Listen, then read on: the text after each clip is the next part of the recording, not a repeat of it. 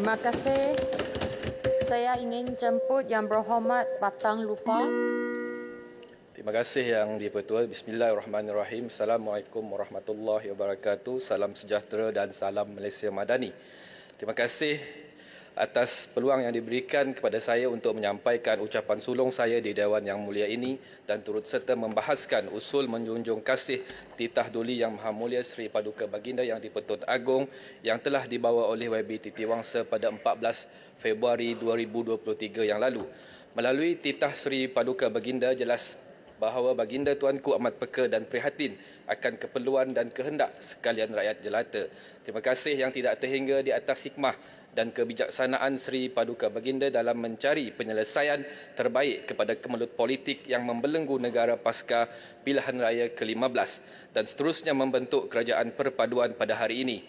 Pastinya rakyat Malaysia juga mengharapkan sebuah kerajaan yang stabil dan utuh serta fokus dalam memulihkan semula ekonomi negara dalam era pasca COVID-19 ini.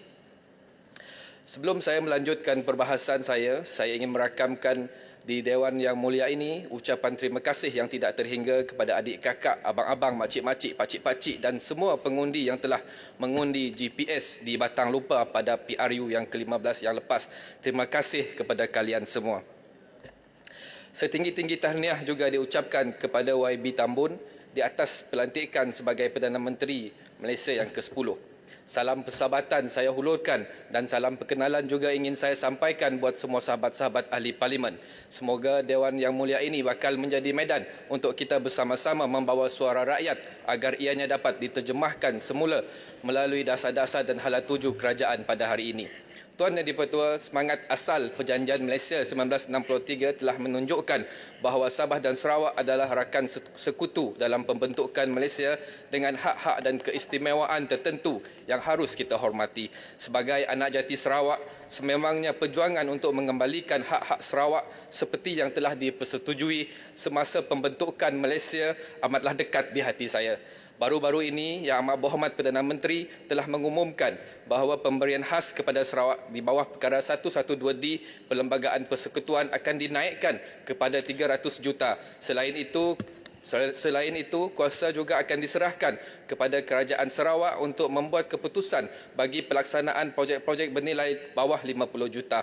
Dalam kesempatan ini, saya ingin mengucapkan terima kasih kepada YAB Perdana Menteri atas sokongan yang diberikan dalam mengembalikan hak-hak dan keistimewaan Sabah dan Sarawak.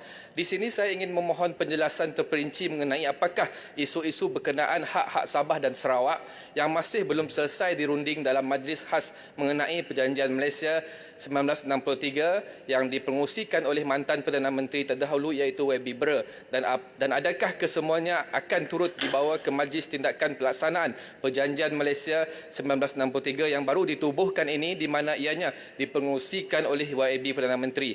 Buat masa ini masih banyak isu-isu penting dalam perihal menghormati semangat asal Perjanjian Malaysia 63 yang perlu diselesaikan seperti pengagihan 35% daripada dua kerusi parlimen kepada Sabah dan Sarawak. Buat masa ini 2/3 atau 75% daripada kursi parlimen adalah di semenanjung Malaysia, manakala Sabah dan Sarawak hanya ada 25% atau 56 kerusi. Ini bermakna apa-apa perkara yang memerlukan 2/3 majoriti di Dewan Rakyat seperti dalam meminda Perlembagaan Persekutuan sebenarnya boleh sahaja diluluskan tanpa perlu mengambil kira suara Sabah dan Sarawak. Maka wujud isu imbalance of power dengan izin di Dewan Rakyat pada ketika ini. Jelas ianya bertentangan dengan semangat asal sebagai rakan sekutu dalam Perjanjian Malaysia 1963. Maka kami amat berharap agar pihak Suruhanjaya Pilihan Raya dapat melihat kepada perkara ini dengan serius. Saya ada 3 minit tapi ucapan ada 6 muka surat lagi, Datuk Yang di-Pertua. Saya mohon maaf. Dalam titah Seri Paduka Baginda telah berpesan supaya kerajaan hari ini meneruskan usaha memerangi kemiskinan tegar ke arah mencapai sasaran sifar kemiskinan tegar menjelang 2025. Setakat Mac 2022, kadar kemiskinan di luar bandar dicatatkan sebanyak 12.4% berbanding 3.8% untuk kemiskinan di bandar. Saya terpanggil untuk menyentuh mengenai isu kemiskinan kerana daerah Pusa yang terletak di bawah Parlimen Batang Lupa tersenarai antara 10 daerah termiskin pada 2019 dalam laporan rancangan Malaysia ke-12. Perkara ini juga pernah dibangkitkan sendiri oleh Yang Amat Berhormat Perdana Menteri semasa membahaskan RMK 12 di Dewan Rakyat pada 28 September 2021. Jika dilihat pada data terkini dari Pejabat Daerah Pusat, sekitar 2925 isi rumah di daerah ini merekodkan pendapatan di bawah RM3,000 sebulan. Antara faktor yang menyumbang kepada kadar kemiskinan yang tinggi di daerah pusat adalah faktor umur, jenis pekerjaan yang terhad dan bilangan tanggungan yang ramai.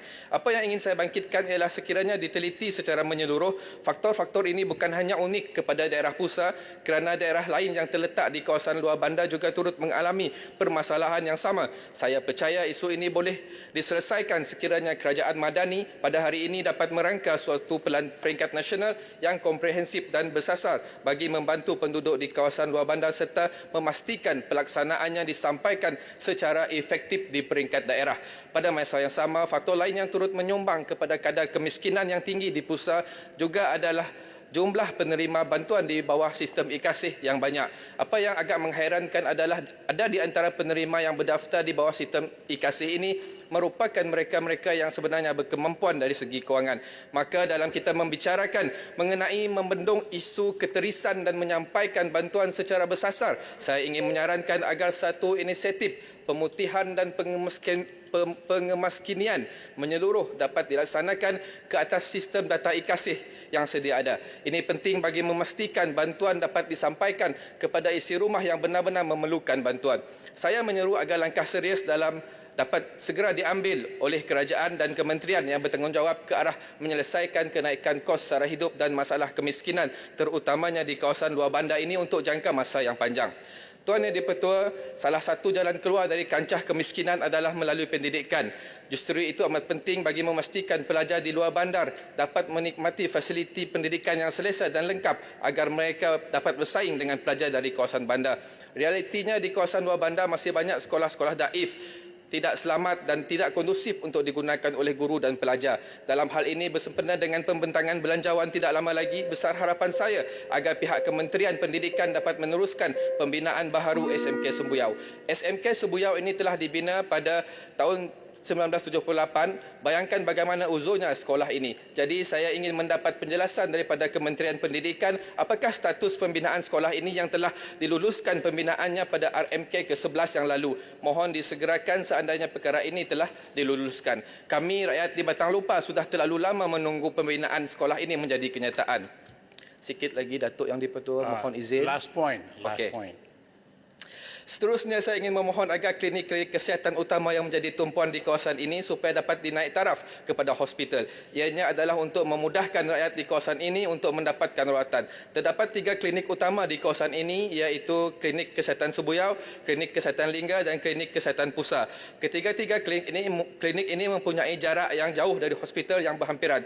Oleh itu saya memohon sekali lagi kepada pihak kementerian untuk melihat usaha bagi menaik taraf ketiga-tiga klinik ini. Saya singkatkan dan saya ada satu poin yang sikit lagi berkenaan dengan jalan.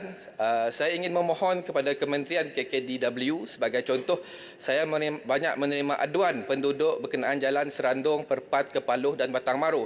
Jajaran ini telah rosak teruk dan pada 15 Februari yang lepas KKDW telah memberikan jawapan telah sedia untuk ditender dan tentang ditentukan hala tuju baharunya.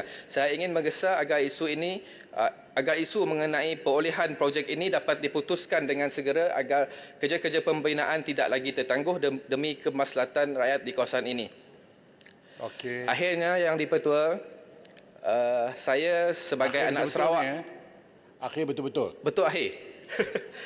Saya sebagai anak Sarawak amat mendambakan supaya hak-hak Sarawak yang terhakis selama ini dapat dikembalikan seperti mana yang termaktub dalam Perjanjian Malaysia 1963. Nyo Gading Puncak Mahligai, sayang ketupat berisi inti, hancur badan tulang berkecai, belum ku berhenti. Inilah pantun yang sering saya sebagai rakyat Sarawak dengar daripada mulut Allahyarham Pehin Sri Adnan Satim ataupun Tok Nan, Ketua Menteri Sarawak sebelum ini.